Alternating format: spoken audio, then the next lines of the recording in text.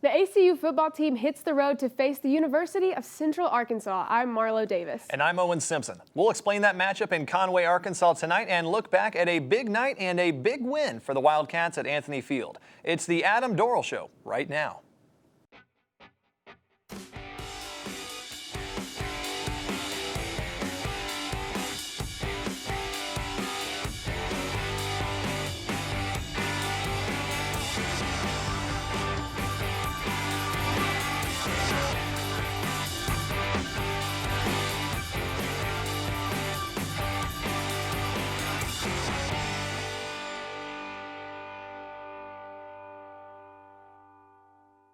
Welcome to the Adam Dorrel Show, presented by Lawrence Hall from the ACU TV studios on the campus of Abilene Christian University. I'm Owen Simpson alongside Marlo Davis and the head football coach of ACU, Adam Dorrel. The Wildcats play their first of 9 Southland Conference games this season tonight at 6 p.m. as they head out to Conway, Arkansas to take on the University of Central Arkansas. Coach, you played UCA last season in the final game here at Wildcat Stadium. You ultimately fell in that matchup. Coming into this season, what does this game show to you as a sign of importance to you and to the players? Well, it's a huge game to start off Southland Conference, playing against a ranked opponent. You know, the things that we've been talking about and trying to hone in on, you know, since going to Division I, Abilene Christian has never beat a ranked opponent on the road. And so our guys are, you know, excited to have an opportunity to do that. We talk a lot about legacy in our program. What can you leave for the next group coming up? And I think that's really important. They're very good football program. I think you could argue they've been easily in the top 20, top 15 in the last 8 to 9 years. They've just done a really good job, really consistent, really great approach in how they recruit, how they play. They're a very hard-nosed team, and it's a huge challenge for us. It's their home opener, and hopefully there's going to be a really good crowd there. And so it's going to be a great atmosphere, fun atmosphere. Now, Coach, regarding the game last week, the first time ACU scored 60 points, the last time was in 2013. What does this mean as a head coach for you? Well, we're excited. I think, you know, we did the things last week we needed to do against a team that doesn't have as many scholarships as us, which we should do. But, you know, I've been head coach for a long time, and sometimes you don't always do that. And so I was proud of our guys. I thought they did the things they needed to do. They took care of their business. And what we were really hoping for, we got a win. We got the starters out of there at the end of the second quarter, and then a lot of our developmental players got to play the entire third quarter, the fourth quarter. And so what you hope is, you know, football, you're going to have injuries. And so what you hope is that those guys got some meaningful game experience when, you know, where the other team's wearing a different helmet, not a scrimmage. And so if you need those guys to come in the middle of a Southland Conference game, you hope that they have some confidence in themselves and their abilities to go out and perform at a high level.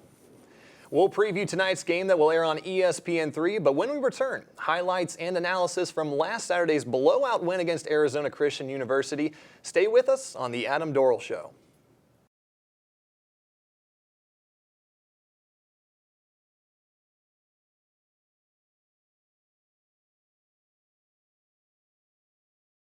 Welcome back to the Adam Dorrel Show. Last Saturday night, ACU had its first home matchup of the season, blowing out another ACU, Arizona Christian University, 66-14. Coach, there's a lot of positives walking away from the field on Saturday night's matchup. What were your thoughts on the game as a whole? Yeah, I thought we played, we had four we turned stupid penalties, 3 false starts, and 1 defensive offsides. Other than that, I thought we played a really clean football game. Turned the ball over 1 time on the goal line there. Kobe fumbled. Other than that, took care of the football, good ball security, fixed our kickoff team. I thought our kick coverage was good. So I was just impressed because I thought our guys' preparation all week, Tuesday, Wednesday, Thursday, Friday, I thought was really good. And then again, we had some guys that hadn't played yet as, you know, a Wildcat, and when they got their opportunity in the third and fourth quarter, played at a really high level. And so, you know, for us as coaches, that's exciting to see guys maturing, growing up. It's really good to see that our leadership understands the things we need to do to improve, you know, as a football program each week, and I thought we did that. Now, your running game was obviously an influential factor in the game. You had 6 running backs, including sophomore Tyrese White, who really just impacted the game. Can you tell us about how you felt about the running game? I thought they ran really well. They ran really hard. I think, you know, I've said before, coaches, part of our job is to motivate young men and to inspire them to be great. But I've found as a head coach, one thing that's really inspiring is competition And so when guys know they're fighting for carries and the guys around them or in front of them are really good players, it just seems to really stimulate their want and desire to go in and run hard. And I thought you saw that, and it's really indicative in that running back position. We've got a plethora of guys there, and we're really excited about them. And I just thought they did what they needed to do. I mean, they ran really hard. They finished their runs, and they finished with really good ball security. And the running back position wasn't the only thing that was very well performed on the field. Luke Anthony, 260 yards and 4 touchdowns in the first half alone. What were your thoughts on Luke's play? I thought he played well. I thought he didn't force the football. I thought he did a really good job with our RPO game. And then, man, he hung in there, took a huge hit on that touchdown pass to Fink. It's a double move route, and we had a little bit of a protection breakdown. So it was great to see him hang in there and make that throw. Thought he had really good vision, was looking off the safeties, and I think we're good when we're running the football and we're distributing the ball amongst our receivers. I just think it's a force multiplier in offense, and when you have that many guys catching passes, and Luke is, obviously him and Fink have a connection, but Luke has done a really good job of spreading the ball out and developing, confidence in those other receivers. Now, at the end of the first half, Arizona Christian only had 7 total yards. What does that say for your defense, and how do you feel moving forward? Well, I thought our defense had a good game plan. We were very basic and very vanilla, and that was designed. We didn't want to show too much, going into conference play. And so to line up and be, basic, play just pretty much a base defense with a couple coverage. I thought our guys tackled really well for the second game of the year. I thought they leveraged the ball really well. I think Arizona Christian would tell you, I mean, their quarterback went out, and thank goodness he's going to be okay. But the backup they put in there hadn't had a ton of experience. So, that was also, I think, a factor in it as well. And I'd say you had a pretty hefty lead going into halftime, 45-0. That's not too bad from a coach's perspective. Was there a time when you realized, okay, when do we need to pull out the starters? When do you need to get the reserves and give them some experience? Was that talked about before the game with the other coaches? No, I never talk about stuff like that. I really don't. I always just get our guys honed in on, hey, let's play as hard as we can, as long as we can. Let's do the things we need to do. And to me, if you do that stuff, that things like you're talking about will take care of itself. And so we went in at halftime and then discussed it and just said, how many possessions are we up? We looked at that. And then we just really casually talked to the team in a real positive way of like, hey, here's what we're going to do. We're going to put the 2s in and we're going to roll with them, and hopefully the 3s can get in there at some point in time. Starters, you need to be prepared to go back in if we need you. And so, again, as a coach, it made me feel good. I thought our guys were really focused on the sideline.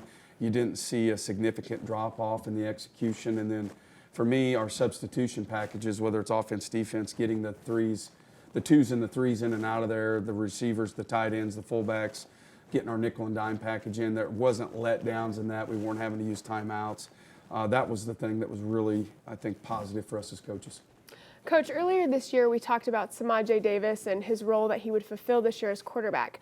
At the end of the game, he had 92 rushing yards with 6 attempts and a 49-yard run, which was in the third quarter. Mm-hmm. How did you feel about Samaje's performance on the field? Yeah, we've been really impressed with him, really proud of him. He's a very unselfish young man, and his package is very diverse right now. He can play quarterback, he can play slot receiver, he can play wide receiver, and he can play running back. And he is going to line up in all those positions Saturday. And so I've just been proud of him because, I think he is a guy that could start quarterback at a lot of other programs. And he's chosen to do his 111 for us. And, we're trying to reward him and get him involved in the game plan. And we think very highly of his playmaking ability. And he just continues to really develop as a quarterback. You haven't had to see it yet, but where he's made significant gains is his ability to throw the football, understand coverages, and we're not afraid to let him throw the football if we need to. So you enter quarter number 4 up 52-7. With that kind of a lead, how are you able to keep the players focused on the game? How were you able to keep them disciplined even despite that large of an advantage? Yeah, I think our coaching staff did a really good job. We have a bunch of buzzwords in our program. We really try to just hone in a short. When you're with guys and you got 25 seconds to 40 seconds in between timeouts and maybe a couple minutes in between possessions to talk to them, we were really reminding those 2s and the 3s that this is your, body of work. What you put on film is who you are. And, you know, we got a lot of guys that are trying to fight for playing time right now, and that's great. And quite honestly, we've never had that in our program since I've been the head football coach here. So it's awesome to see guys taking advantage of their opportunities and being really hungry and not being short-sighted on just, this it wasn't about Saturday anymore, it's about long-term. So seeing guys honed in on that, man, like this is my resume, what I put on film is me, and they did a really good job of building trust in their peers and their coaching staff. Well, it's obvious that you as a coach love to see players coming off the bench, getting real-time experience. Yep. What did you like, or more so, what did you think you could improve upon with the substitutions?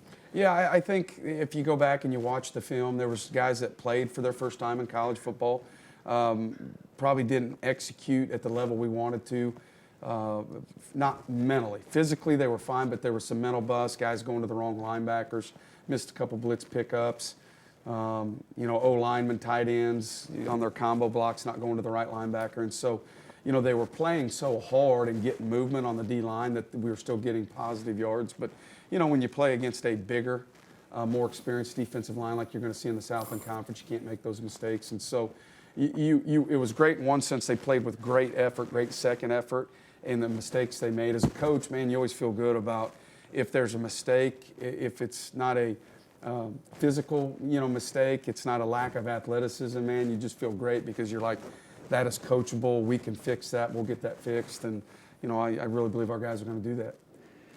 The Bears host ACU tonight. We'll preview that game shortly, but as we go to break, take a look at last week's scores around the Southland Conference. This is the Adam Dorrel Show presented by Lawrence Hall.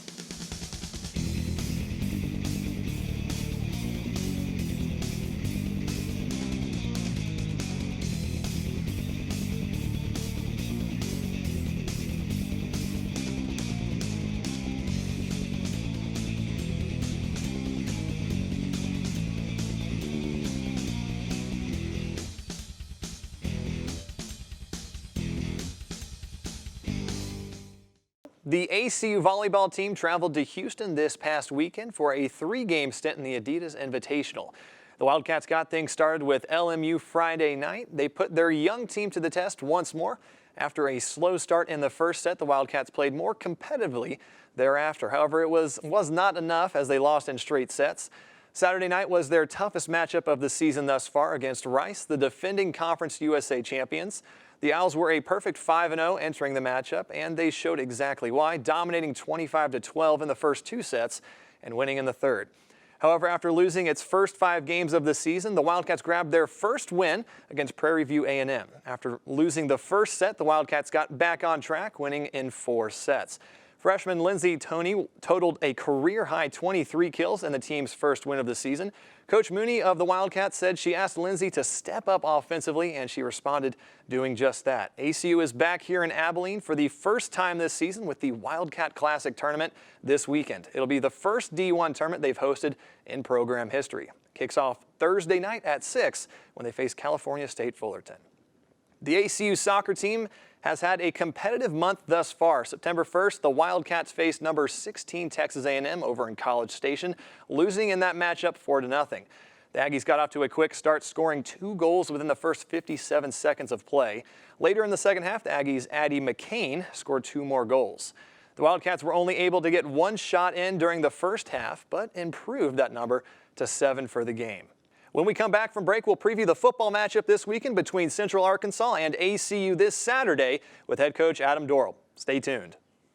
ACU TV provides a place for people to come to learn and to grow and to also be a big part of what's going on at ACU. To work at ACU TV is probably the best experience you will get in a college setting. Being able to do it for football games like out here is like, for game days experience, it was awesome. Being able to see your shots and then being able to look back at it and saying like, wow, that was my shot, it was awesome.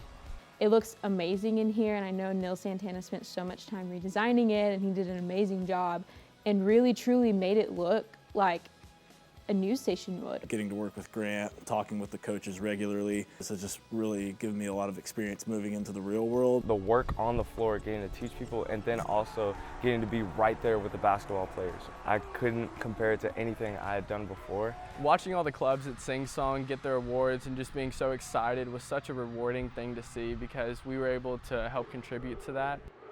it was just an incredible experience overall.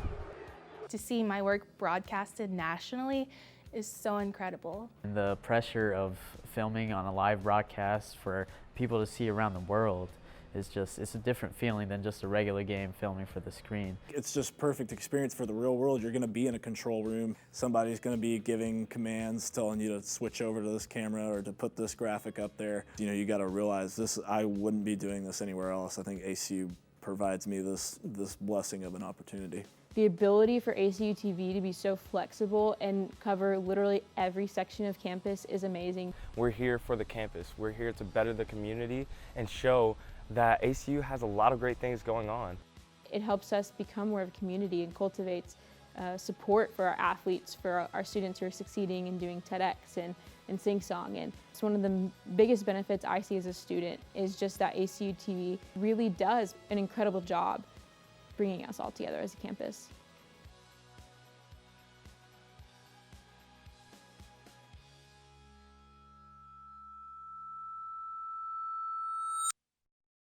As we welcome you back to the Adam Dorrel Show, take a look at today's schedule in the Southland Conference. Take note of 3 SEC opponents. Southeastern Louisiana goes up against Ole Miss. Lamar travels out to College Station to face the Aggies, and LSU hosts Northwestern State after coming off that big win against Texas. Tonight in Conway, Arkansas, it's ACU versus Central Arkansas. As we mentioned earlier on the show, you played UCA in your final game last year, losing that matchup 16-7. Since that game back in November, how has your team changed and improved? Well, I think we've improved in a lot of facets. The ones that really stick out to me right now is just our overall depth. It's allowing us to be more dynamic on special teams, more competitive in practice, giving us a better product. But to me, I think the 3 areas are the O-line, the D-line, and the receiving core. I just think we have more depth there, more productivity and experience, and we're hoping that propels us into the Southland Conference this year. Now, like we talked about earlier, ACU put up ridiculous numbers last week against Arizona Christian, but last year you were only held to a touchdown against the Bears. Yeah. So what are you going to have to do this matchup to avoid the outcome of last year? Yeah, the big thing, and you go back and watch those films, we did not play well on the O-line last year. Obviously, UCA, I think, has one of the best defensive lines in the country. And that's very well documented. They've got dudes there that have a lot of experience, and so that's our big challenge. We've been really trying to get our guys honed in, the O-line guys, the tight ends, fullbacks, anybody involved in protection. We did not do a good job of protecting the passer last year. We were one-dimensional. We couldn't run the football, and it just really hurt us down the road in the 3rd and 4th quarter in that game. And to me, when you get one-dimensional and you let the other team tee off on you. Defensively, the flip side is I thought our defense played really, really well last year against a good offense, and so we're hoping we can pick up where we left off with that. And when your defense was on the field last week, especially in the first half, it was nearly perfect. You held ACU, Arizona Christian, to just 1 first down and 7 total yards. Obviously, this week it's a much tougher opponent, but how do you translate last week over to this matchup? Well, the thing that we did last week that we didn't do week 1 is we had really good eye discipline when we were playing man coverage. Up at North Texas, we didn't, and we let some guys run scot-free. So I feel like we got that fixed, and we got to pick up where we left off there. And then, the things that really stand out to me right now with Central Arkansas is their character. I think they have great leadership, good coaching.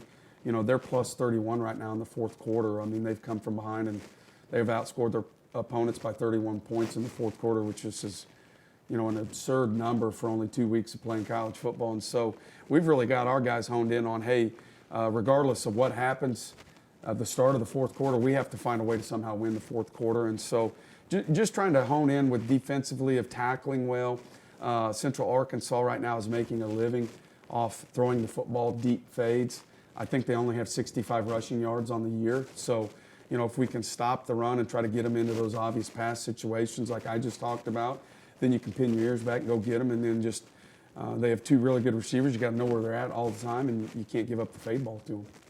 Now, last year was kind of a slow start on the road. You started 1-3 away. Mm-hmm. How important is it for you to go into opponent territory and come out with a victory? It's huge. We talk all the time about having a road dog mentality of just finding a way to get it done on the road, and we're excited to get on the road and open up, and it's going to be a great crowd. But I think it is very important. I think you know, if you can find a way to win this game, I think it could potentially help, you know, springboard your football program into taking that next step. And, you know, there's a reason why we keep using that vernacular, man. We want our guys to think big and shoot for the sky. And I mean, if you're going to do that, you got to win games like this. So we're excited for the challenge. We've had a really good week of practice, and I feel like our guys are, you know, they believe in their ability, but they also respect their opponent. And I think we're going to go out and try to play harder, longer than Central Ark today.